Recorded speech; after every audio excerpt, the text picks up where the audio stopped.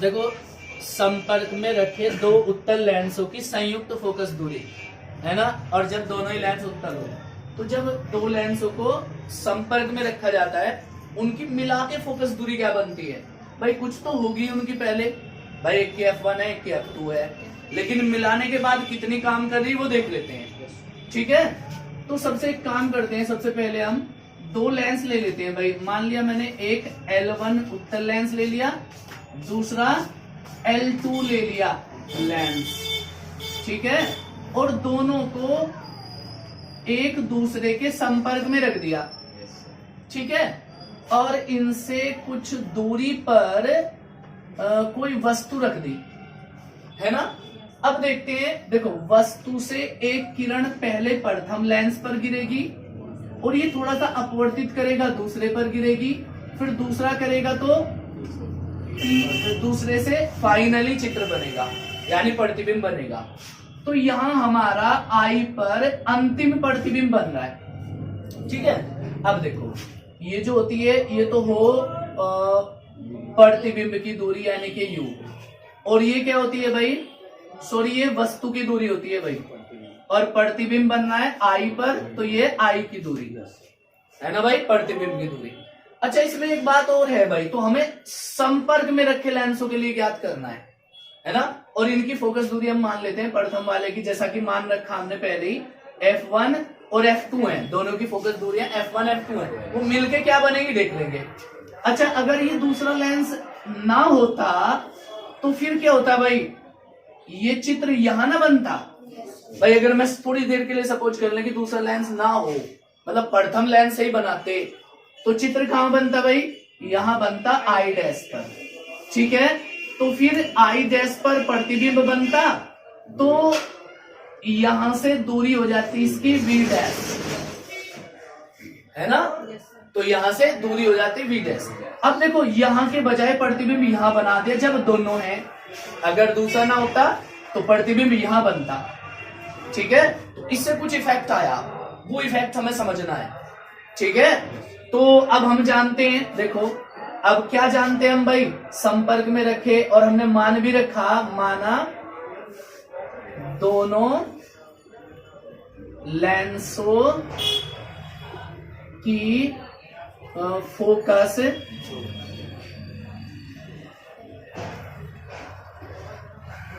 f1 व f2 है ना, f1 व f2 है ना भाई, दोनों लेंस है। तो अब लेंस के सूत्र से, तो लेंस का सूत्र क्या था, है ना भाई?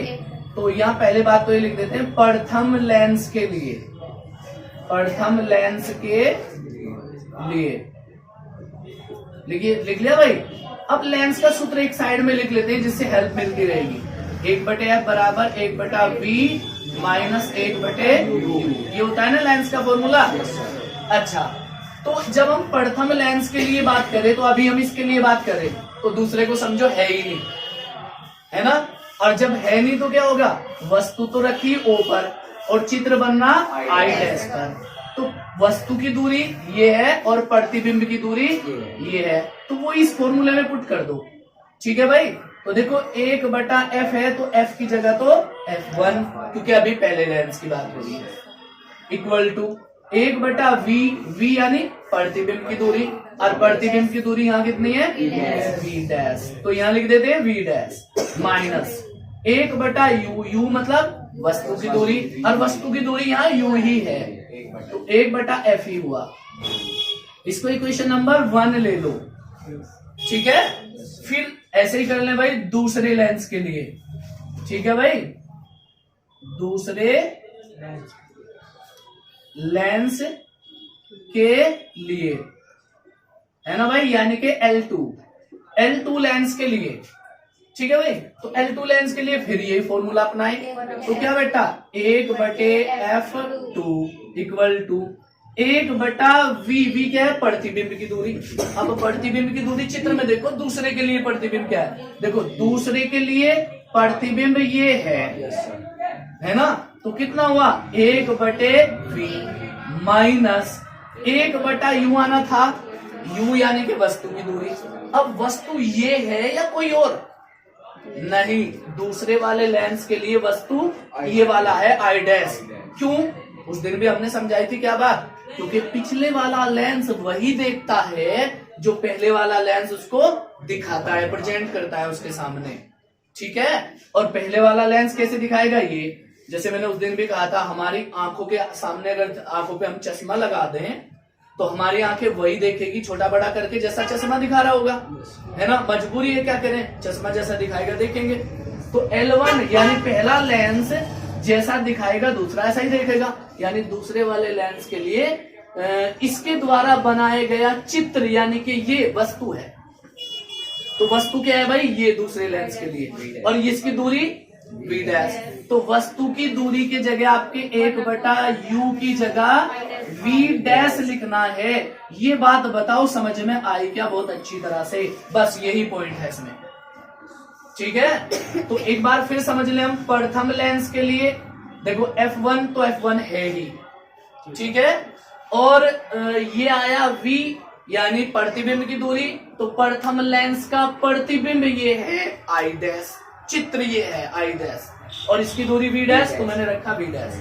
वस्तु की दूरी u है तो मैंने u ही रख दिया क्योंकि वस्तु u ही है। लेकिन दूसरे लेंस के लिए बात दिमाग से समझो, दूसरे लेंस के लिए f तो इसका f2 है, लेकिन जो v आया v यानी कि प्रतिबिंब की दूरी, अब क्या देखो प्रतिबिंब यहां बनेगा यहाँ पे, तो ये वाली दूरी जो है यहाँ पे v होगी।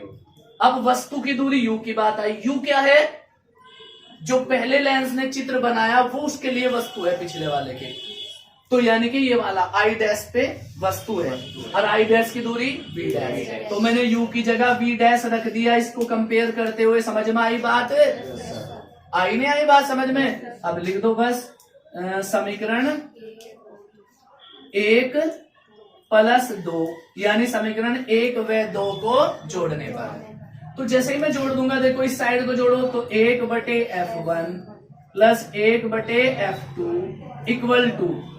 = है ना भाई। तो जोड़ू में कितना बैठे यार, चलो एक काम करते हैं, हम इसको अलग से जोड़ लें पहले, समीकरण 2 और 1 इसके नीचे नीचे लिख लें। तो इसके नीचे लिखूं मैं समीकरण नंबर 1, कितना है भाई, ये हो गया हमारा 1/u, ठीक है, इक्वल ये है क्वेश्चन नंबर 1। इसके नीचे लिख दी समीकरण नंबर 1 भी मैंने।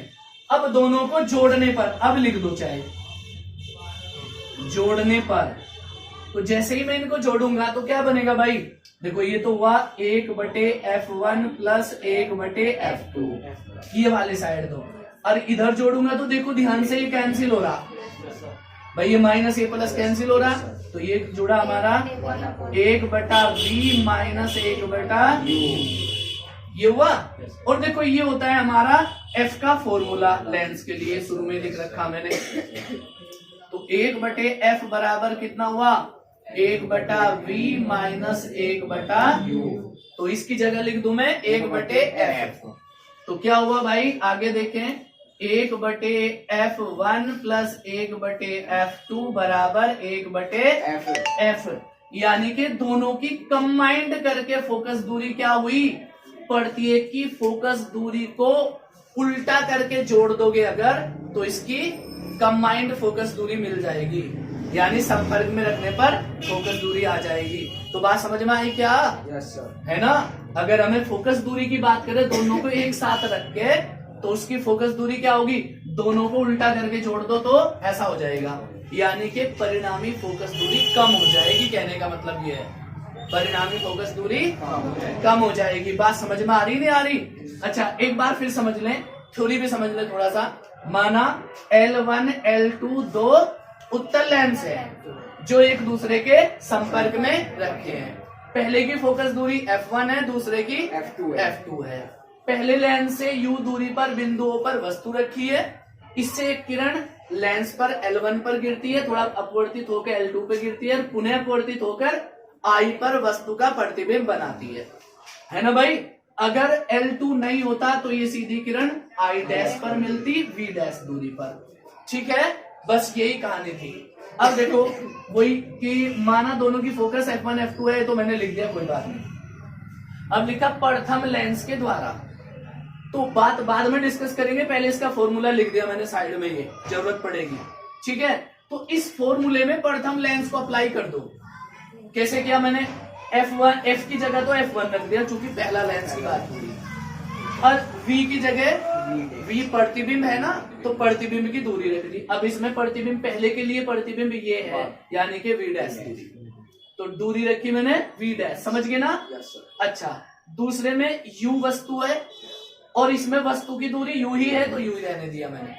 लेंस सेकंड के लिए, दूसरे वाले L2 के लिए क्या करें हम, इसी फॉर्मूले में F की जगह F2, V की जगह, अब क्या V ही यहाँ चित्र बना, इसको देखा इसने, मैंने अभी समझाया कि दूसरे लेंस के लिए जो पहला लेंस दिखाएगा यानी कि ये प्रतिबिंब ही वस्तु है ना, तो वस्तु ये है यानी कि इसकी दूरी यानी कि ये वाली U का काम कर रही होगी, है ना, तो मैं इसमें U की जगह तो ये रख दूंगा, और प्रतिबिंब ये बना रहा तो V की जगह ये रख दूंगा, है ना, तो रखा मैंने, इससे हमारा दूसरा समीकरण ये वाला प्राप्त होगा।